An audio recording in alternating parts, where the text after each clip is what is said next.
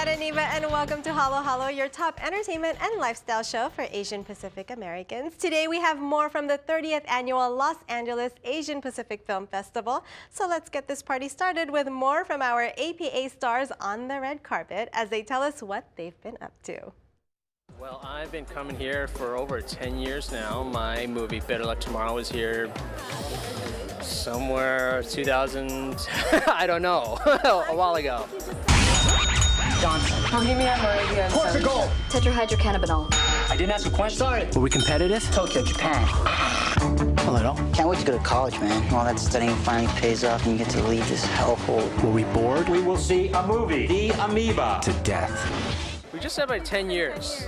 Yeah, but I mean, we were hitting the festival circuit before we hit the theater, so I would say it's even before longer, here. So, but yeah, ever since then I got introduced to this festival, and ever since then I've been coming and seeing new artists and just being fans of the new generation of young filmmakers that are not mainstream, but I mean those are the ones that are most accessible and doing the most exciting work and don't have a lot of cooks in the kitchen to sort of like mess up visions and things like that. So it's fun to do like the mainstream stuff, but at the same time the exciting stuff is kind of right here.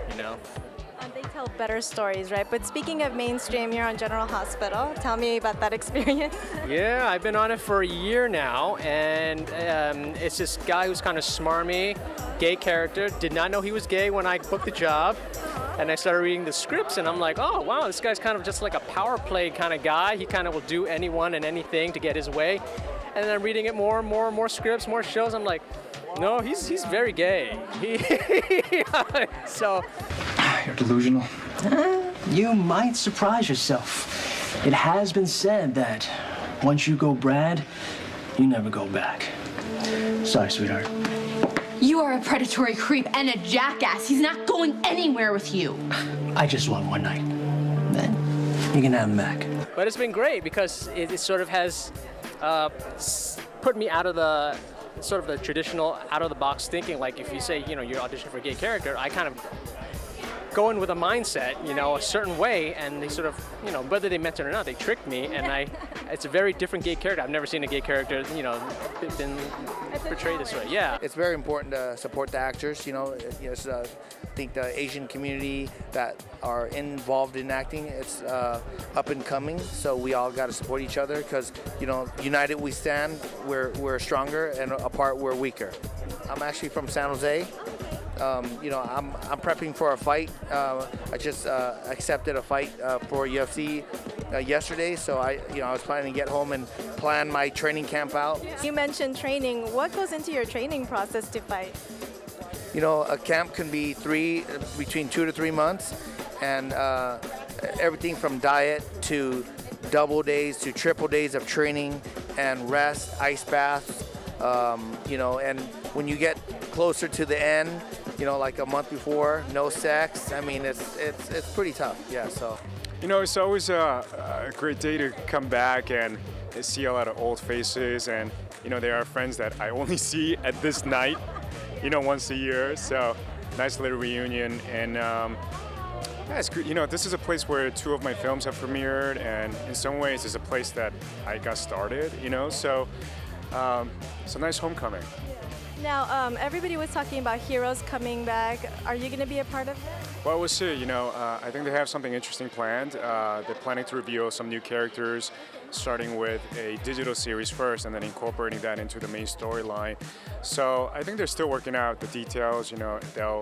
They may have some of us back to be part of the storyline, but I think there's still a lot yet to be seen. And in the meantime, we're going to see you at Sci-Fest. That's right. Tell me a little bit more. Yeah, so we open next Tuesday, and this is a great collaboration between a lot of the television people from the sci-fi genre. So we have people from Lost and Star Trek and Babylon 5 and a lot of the classics and the new shows like Grimm and I don't know, there's so many. But it's been really interesting because I haven't done something on stage in about 9 years or so. I've done readings here and there, so it's been really refreshing to kind of build a character from the ground up and be part of a rehearsal process where you really kind of discover the piece in layers. And I'm sure when the curtain goes up and the lights go up, and I'm in front of the live audience, I'm going to feel a lot of excitement and butterflies. So I'm looking forward to it. Yeah. Thank you so much. Yeah, last time we talked about you on Hawaii Five-0, but now you got a new project, Murder in the First. Tell me a little bit more. Well, it's a murder mystery, a new murder mystery for TNT, produced and created by Stephen Bochco and newcomer Eric Lodel. It's basically, we'll spend 10 episodes dissecting a single case from the commitment of the crime through the investigation, arrest, and trial, and embroiled at the center of the case is this Mark Zuckerberg type Silicon Valley genius. So imagine if like Mark Zuckerberg suddenly was embroiled in like a double homicide investigation.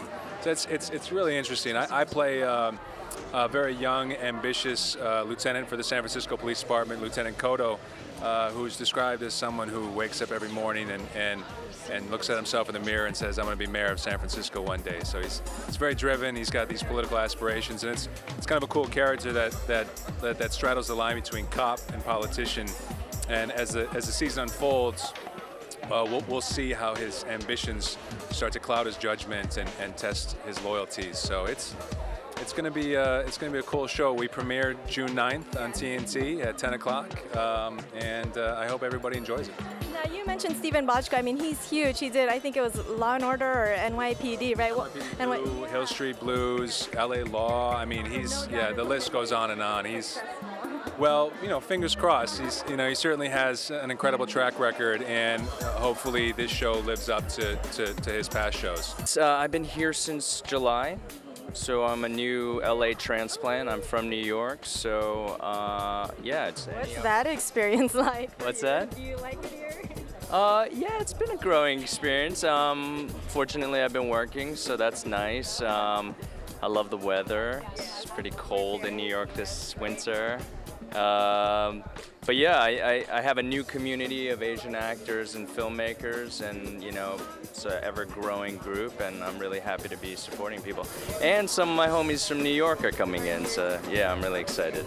Now, tell us about future projects that you're working on. I actually don't have I have a movie called Sister of the Night. I have no idea when that's coming out. It's a little indie film, but I'm currently shooting a TV show called Matador, which is on the El Rey network, which is Robert Rodriguez's network, which is why I have the blonde hair.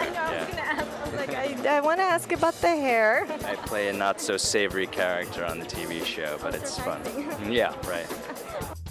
Thank you, gentlemen. Time for a quick break, but when we come back, the ladies dish on their latest projects, from being nice girls to fighting in 6-inch heels. We'll be back.